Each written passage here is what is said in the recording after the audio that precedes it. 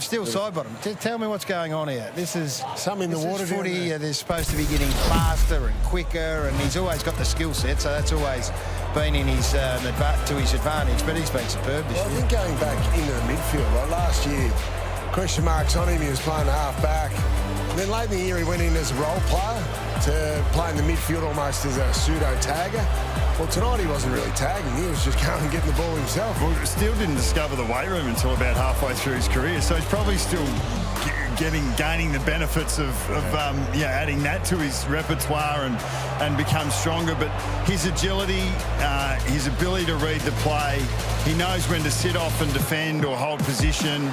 He knows when to go and win the ball. Left foot, right foot, left-handed, right-handed. He's so smart, so agile, and he's playing great foot. He's just such a smart footballer, and just continue. That kick there was absolutely elite. You know, to know where a teammate might be is one thing. To be able to put it on a platter is another. And he had a brilliant game this evening. He's clearly had a good pre-season. I think last year he was limited, Geordie, and I think he's spoken about that. So just the importance of having a full pre-season, or at least a healthy pre-season for those veterans, is just so important. Yeah, well, I think the thing that stood out tonight was his energy, and that's probably been the basis of his game. We spoke about a lot of the midfielders, their movement through stoppages, and I think that really benefits someone like Steele. They don't get stuck in the mud, and their contest-to-contest work has always been a strength of Steele Sidebottom. But when they look flat in that first quarter, we said at half-time, he was the one that looked like he was energised. Well, have a look at those numbers over the early stage of the year. Like they're elite numbers to be in that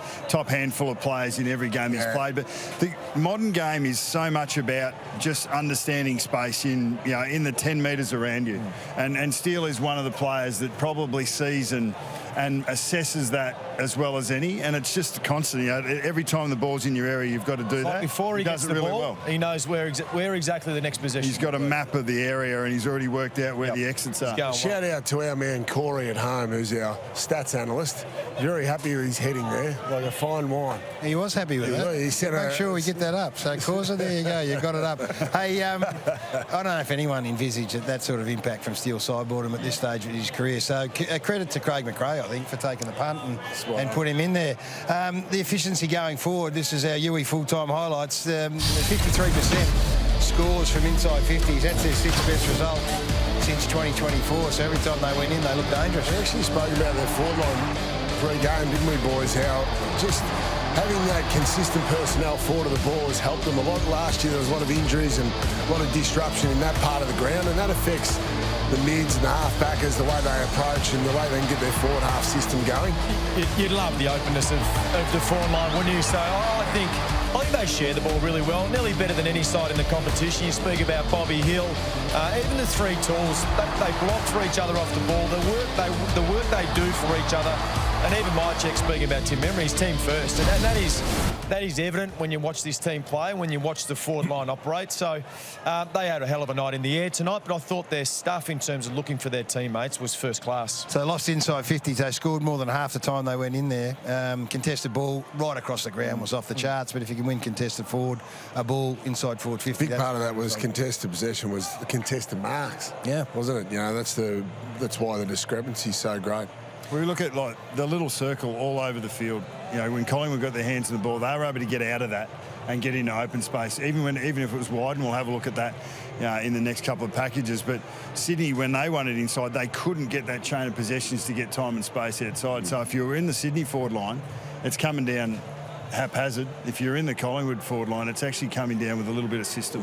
Bobby Hill enjoyed the fact that he got a couple of good looks. His probably start to the season hasn't quite been where we'd expect it for someone who's won a Norm Smith medal, but he could have kicked half a dozen. He did. He's obviously so dynamic, and 3 goals, 8 scoring involvements. As I said, probably could have kicked half a dozen. Here's Maggie.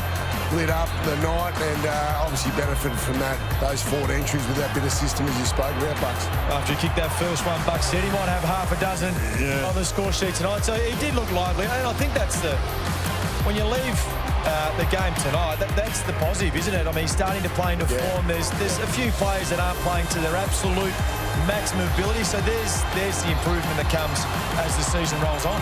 I think he's such a disciplined player. He plays that wide role, who gets back wide to to release the winger to get him behind the ball, and he has to do a power of work to get back, and often he's on that fat side of the offense. So if he can change angles, he'll get accessed quite a bit. But if you don't change angles, and Collingwood actually closed down the game and didn't change angles, didn't open the game up late. They were prepared to go down the line and make it hard for Sydney to get any angle at all. Nick Daicos, do you think he got the points? And I looked down and I went 34 possessions, 15 contested, 7 score involvements, 9 clearances and 9 tackles against arguably the best tagger in the comp. I reckon he got the points. I reckon he got the points, boys. It's good, a good part of your arsenal to be able to. Yeah, if that's the type of game you're putting forward when you're getting tagged, it probably explains exactly why that has to happen, even when it's not effective. Can you imagine what he's doing if he's running around on his own? Because he does see space, and we were just talking about what Ned Long was able to do. Like Nick Daicos' short speed, the first 2 or 3 steps that he puts on, whether it's offensive or defensive, and he's not getting a lot of credit for the defensive stuff, but he just keeps getting to where the ball is. I think James Jordan, so just speaking of the Sydney coach as well, it's probably underrated how good James Jordan's been since crossing over to Sydney. They think he hasn't been beaten. So you'd argue tonight he was beaten for the first time in his career at Sydney. The old man, the Macedonian marvels over. Pete, of course. 9 tackles. The review might have started here. The review starts.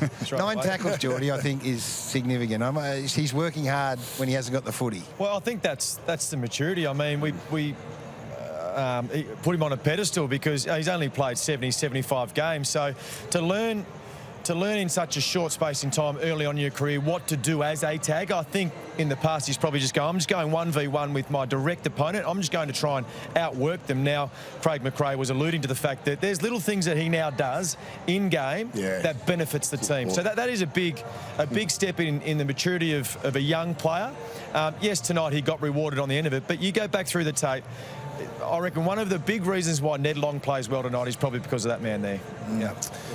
It's a joy to be able to go and watch him. I really enjoyed Darcy Moore's game tonight. I don't even know what his numbers are. I haven't had a look at it, to be honest. But 14. Yeah, 10 intercept possessions. Yeah, so positioning, his willingness to come forward. He looks to me to be getting back to the Darcy Moore of old and really assertive.